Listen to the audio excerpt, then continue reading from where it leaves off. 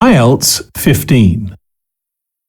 Published by Cambridge University Press and Cambridge Assessment English 2020. This recording is copyright. Test 1. This is the IELTS listening test. You will hear a number of different recordings and you will have to answer questions on what you hear. There will be time for you to read the instructions and questions, and you will have a chance to check your work. All the recordings will be played once only. The test is in 4 parts. At the end of the test, you will be given 10 minutes to transfer your answers to the answer sheet. Now turn to Part 1.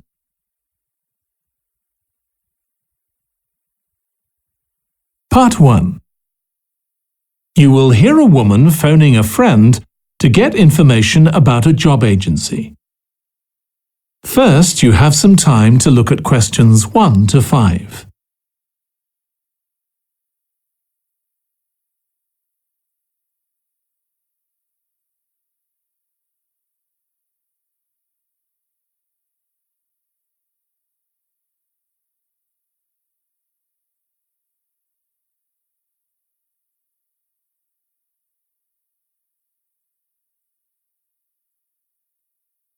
Now listen carefully and answer questions 1 to 5.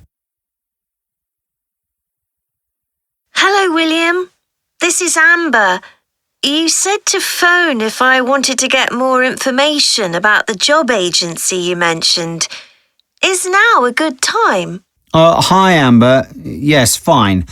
So the agency I was talking about is called Bankside. They're based in Docklands. I can tell you the address now. 497 East Side. OK, thanks. So is there anyone in particular I should speak to there? The agent I always deal with is called Becky Jameson. Let me write that down. Becky Jameson. Jameson.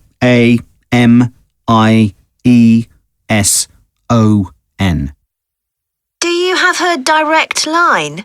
Yes, it's in my contacts somewhere. Right, here we are. 07866 510 333.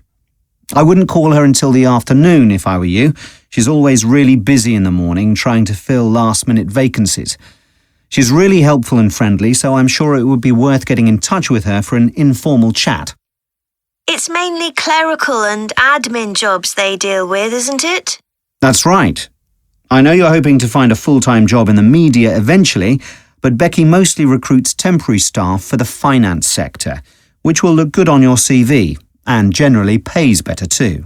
Yeah, I'm just a bit worried because I don't have much office experience. I wouldn't worry. They'll probably start you as a receptionist or something like that. So what's important for that kind of job isn't so much having business skills or knowing lots of different computer systems. It's communication that really matters, so you'd be fine there. And you'll pick up office skills really quickly on the job. It's not that complicated. OK, good. So how long do people generally need temporary staff for? It would be great if I could get something lasting at least a month. That shouldn't be too difficult. But you're more likely to be offered something for a week at first, which might get extended. It's unusual to be sent somewhere for just a day or two. Right. I've heard the pay isn't too bad. Better than working in a shop or a restaurant. Oh yes, definitely. The hourly rate is about £10, $11 if you're lucky. That's pretty good. I was only expecting to get £8 or £9 an hour. Before you hear the rest of the conversation, you have some time to look at questions 6 to 10.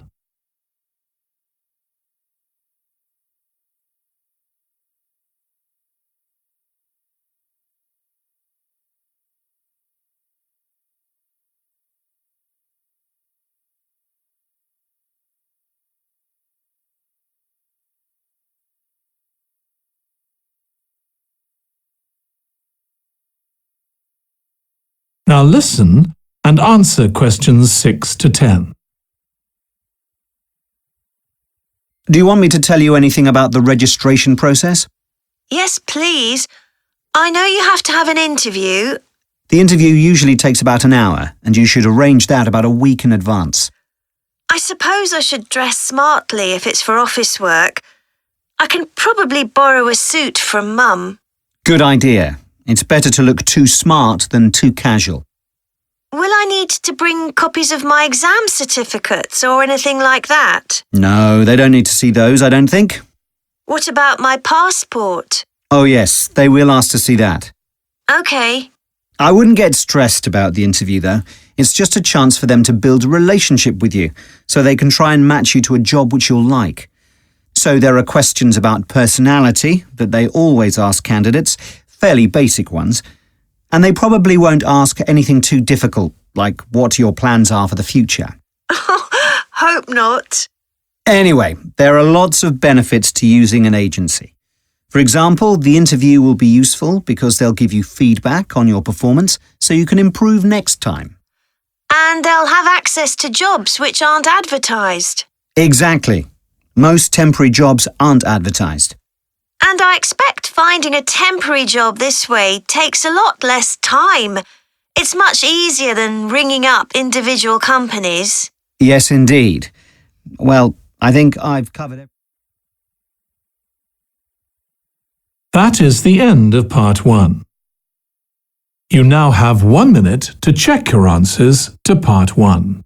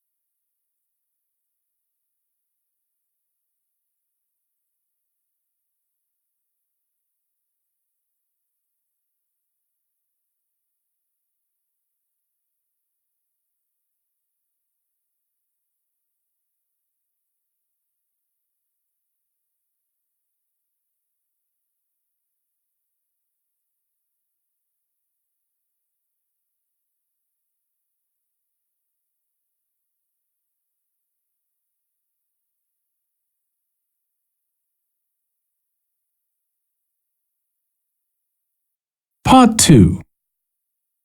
You will hear a woman giving a presentation about a holiday on an island in Britain that her company organises. First, you have some time to look at questions 11 to 14.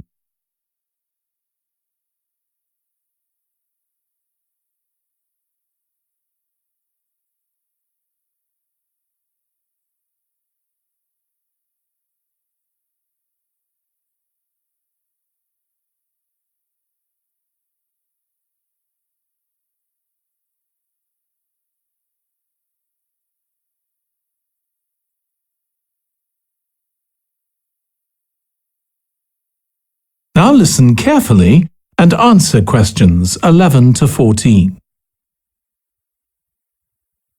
Good morning. My name's Erica Matthews, and I'm the owner of Matthews Island Holidays, a company set up by my parents. Thank you for coming to this presentation, in which I hope to interest you in what we have to offer. We're a small family-run company, and we believe in the importance of the personal touch. So we don't aim to compete with other companies on the number of customers. What we do is build on our many years' experience, more than almost any other rail holiday company, to ensure we provide perfect holidays in a small number of destinations, which we've got to know extremely well. I'll start with our 6-day Isle of Man holiday. This is a fascinating island in the Irish Sea, with Wales to the south, England to the east, Scotland to the north, and Northern Ireland to the west. Our holiday starts in Heysham, where your tour manager will meet you. Then you'll travel by ferry to the Isle of Man. Some people prefer to fly from Luton instead, and another popular option is to go by train to Liverpool and take a ferry from there.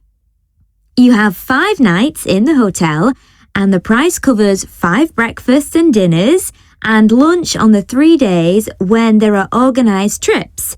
Day 4 is free, and most people have lunch in a cafe or restaurant in Douglas. The price of the holiday includes the ferry to the Isle of Man, all travel on the island, the hotel, and the meals I've mentioned. Incidentally, we try to make booking our holidays as simple and fair as possible, so unlike with many companies, the price is the same whether you book 6 months in advance or at the last minute, and there's no supplement for single rooms in hotels.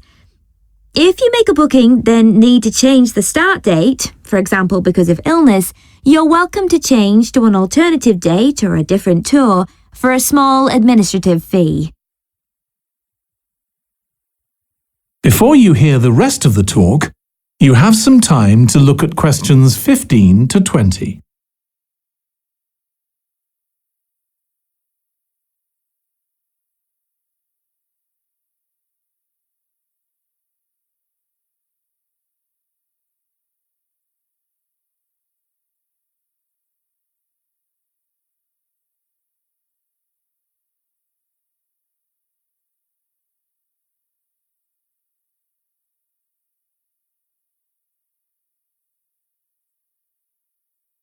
Now listen and answer questions 15 to 20.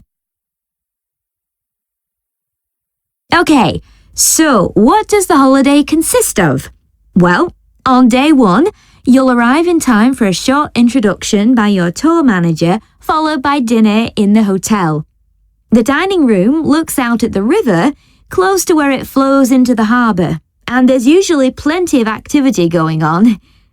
On day 2, you'll take the coach to the small town of Peel, on the way calling in at the Tynwald exhibition. The Isle of Man isn't part of the United Kingdom, and it has its own parliament called Tynwald. It's claimed that this is the world's oldest parliament that's still functioning, and that it dates back to 979. However, the earliest surviving reference to it is from 1422, so perhaps it isn't quite as old as it claims. Day 3, we have a trip to the mountain Snaefell. This begins with a leisurely ride along the promenade in Douglas in a horse-drawn tram. Then you board an electric train which takes you to the fishing village of Laxey. From there, it's an 8-kilometre ride in the Snaefell Mountain Railway to the top. Lunch will be in the cafe, giving you spectacular views of the island. Day 4 is free for you to explore, using the pass which we'll give you. So you won't have to pay for travel on local transport or for entrance to the island's heritage sites. Or you might just want to take it easy in Douglas and perhaps do a little light shopping. The last full day, day 5, is for some people the highlight of the holiday, with a ride on the steam railway from Douglas to Port Erin. After some time to explore, a coach will take you to the headland that overlooks the Calf of Man, a small island just off the coast. From there, you continue to Castletown, which used to be the capital of the Isle of Man and its medieval castle. And on day 6, it's back to the ferry, or the airport if you flew to the island, and time to go home. Now, I'd like to tell you a bit more. That is the end of part 2. You now have 30 seconds to check your answers to part 2.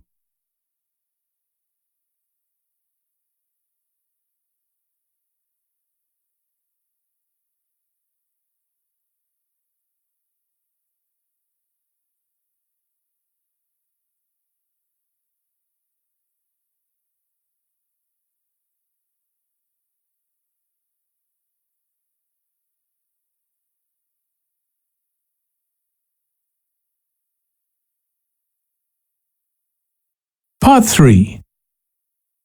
You will hear 2 psychology students discussing the effects of the order in which the children in a family are born. First, you have some time to look at questions 21 to 26.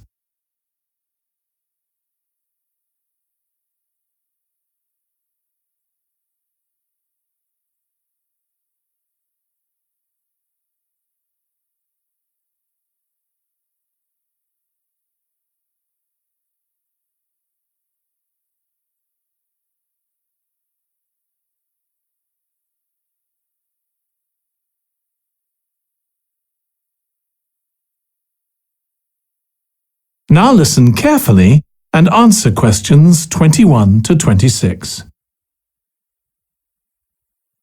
Ed, how are you getting on with the reading for our presentation next week? Well, okay, Ruth, but there's so much of it. I know. I hadn't realised birth order was such a popular area of research. But the stuff on birth order and personality is mostly unreliable. From what I've been reading, a lot of the claims about how your position in the family determines certain personality traits are just stereotypes, with no robust evidence to support them. OK, but that's an interesting point. We could start by outlining what previous research has shown. There are studies going back over 100 years. Yeah, so we could just run through some of the typical traits. Like the consensus seems to be that oldest children are generally less well-adjusted because they never get over the arrival of a younger sibling. Right, but on a positive note, some studies claim that they were thought to be good at nurturing.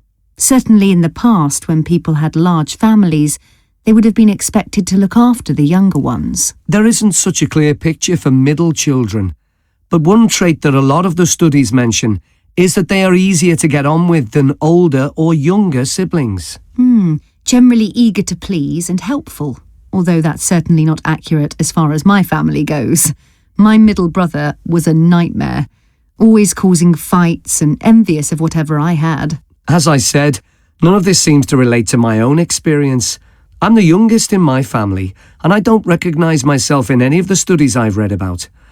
I'm supposed to have been a sociable and confident child who made friends easily, but I was actually terribly shy. Really? That's funny. There have been hundreds of studies on twins, but mostly about nurture versus nature. There was one on personality which said that a twin is likely to be quite shy in social situations because they always have their twin around to depend on for support. My cousins were like that when they were small. They were only interested in each other and found it hard to engage with other kids. They're fine now, though. Only children have had a really bad press. A lot of studies have branded them as loners who think the world revolves around them because they've never had to fight for their parents' attention. That does seem a bit harsh. One category I hadn't considered before was children with much older siblings. A couple of studies mentioned that these children grow up more quickly and are expected to do basic things for themselves, like getting dressed. I can see how that might be true, although I expect they're sometimes the exact opposite, playing the baby role and clamouring for special treatment. Before you hear the rest of the discussion, you have some time to look at questions 27 to 30.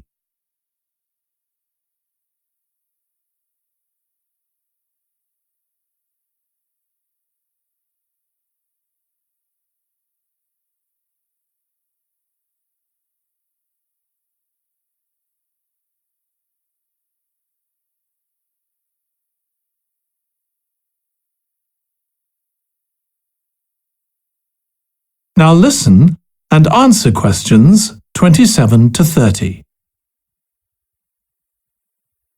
What was the problem with most of these studies, do you think?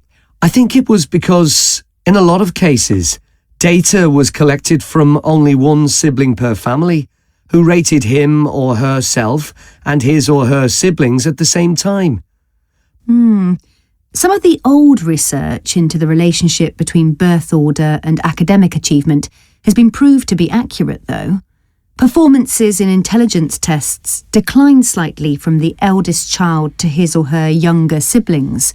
This has been proved in lots of recent studies. Yes, although what many of them didn't take into consideration was family size. The more siblings there are, the likelier the family is to have a low socio-economic status, which can also account for differences between siblings in academic performance.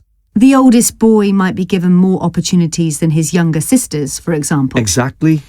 But the main reason for the marginally higher academic performance of oldest children is quite surprising, I think.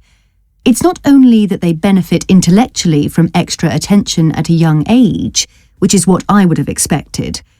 It's that they benefit from being teachers for their younger siblings by verbalising processes. Right. And this gives them status and confidence, which again contributes in a small way to better performance. So, would you say sibling rivalry has been a useful thing for you? I think so. My younger brother was incredibly annoying, and we fought a lot, but I think this has made me a stronger person. I know how to defend myself. We had some terrible arguments, and I would have died rather than apologise to him. But we had to put up with each other, and most of the time we coexisted amicably enough. Yes, my situation was pretty similar. But I don't think having two older brothers made me any less selfish.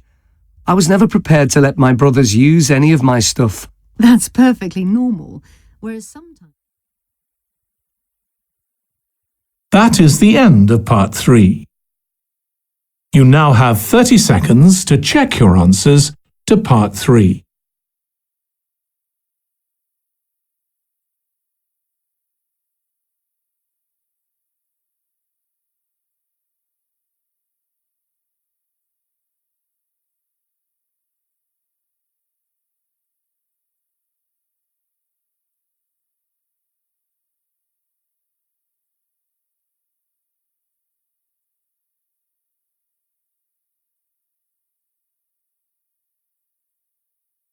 Part 4. You will hear a student giving a presentation about a type of tree known as the eucalyptus, which is common in Australia. First, you have some time to look at questions 31 to 40.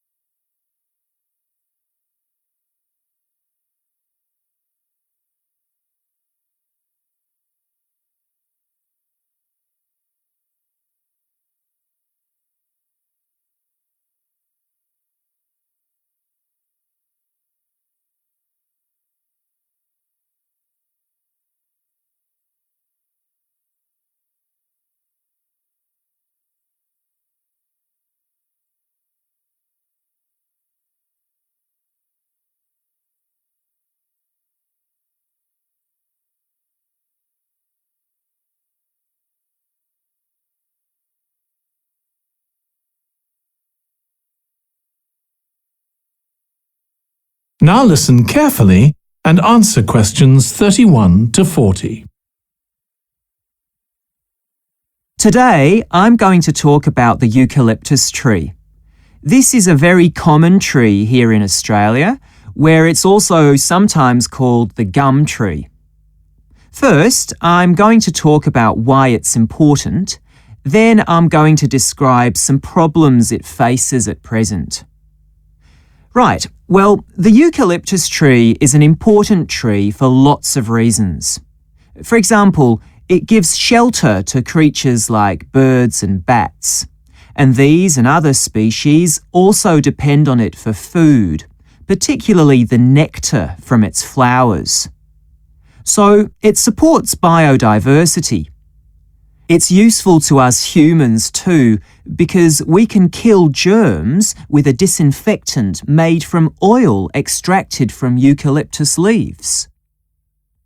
The eucalyptus grows all over Australia, and the trees can live for up to 400 years. So it's alarming that all across the country, numbers of eucalyptus are falling because the trees are dying off prematurely.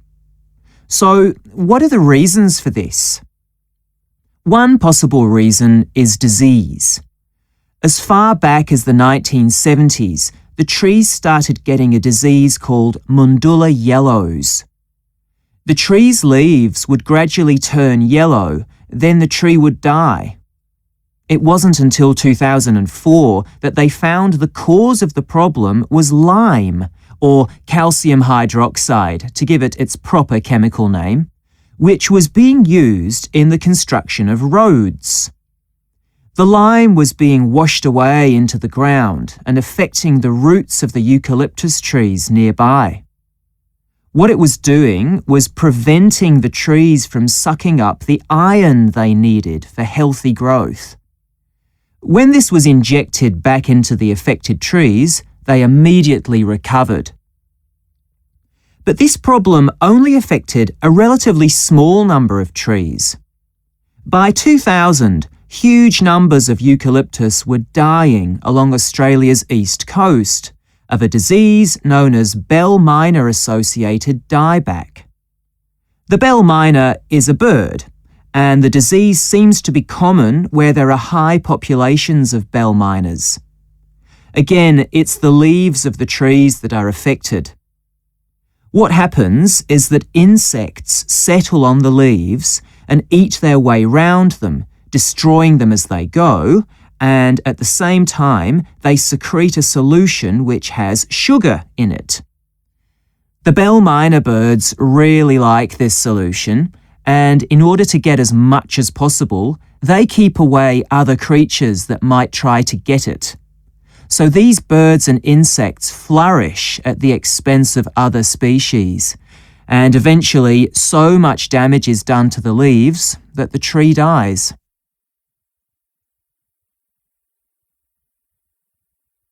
But experts say that trees can start looking sick before any sign of bell miner-associated dieback.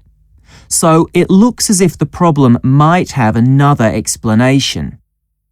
One possibility is that it's to do with the huge bushfires that we have in Australia. A theory proposed over 40 years ago by ecologist William Jackson is that the frequency of bushfires in a particular region affects the type of vegetation that grows there. If there are very frequent bushfires in a region, this encourages grass to grow afterwards, while if the bushfires are rather less frequent, this results in the growth of eucalyptus forests. So why is this? Why do fairly frequent bushfires actually support the growth of eucalyptus? Well, one reason is that the fire stops the growth of other species which would consume water needed by eucalyptus trees. And there's another reason. If these other quick-growing species of bushes and plants are allowed to proliferate, they harm the eucalyptus in another way by affecting the composition of the soil and removing nutrients from it. So some bushfires are actually essential for the eucalyptus to survive as long as they are not too frequent. In fact, there's evidence that Australia's Indigenous people practiced regular burning of bushland for thousands of years before the arrival of the Europeans. But since Europeans arrived on the continent, the number of bushfires has been strictly controlled.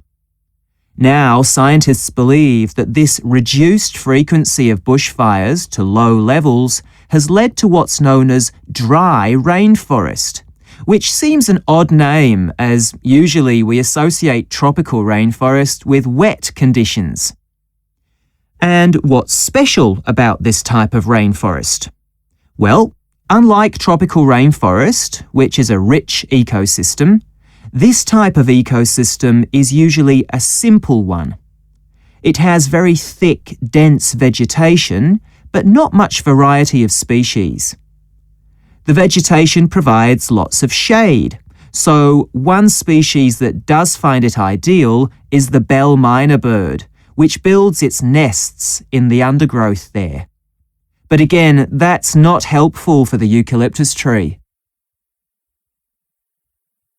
That is the end of part 4. You now have 1 minute to check your answers to part 4.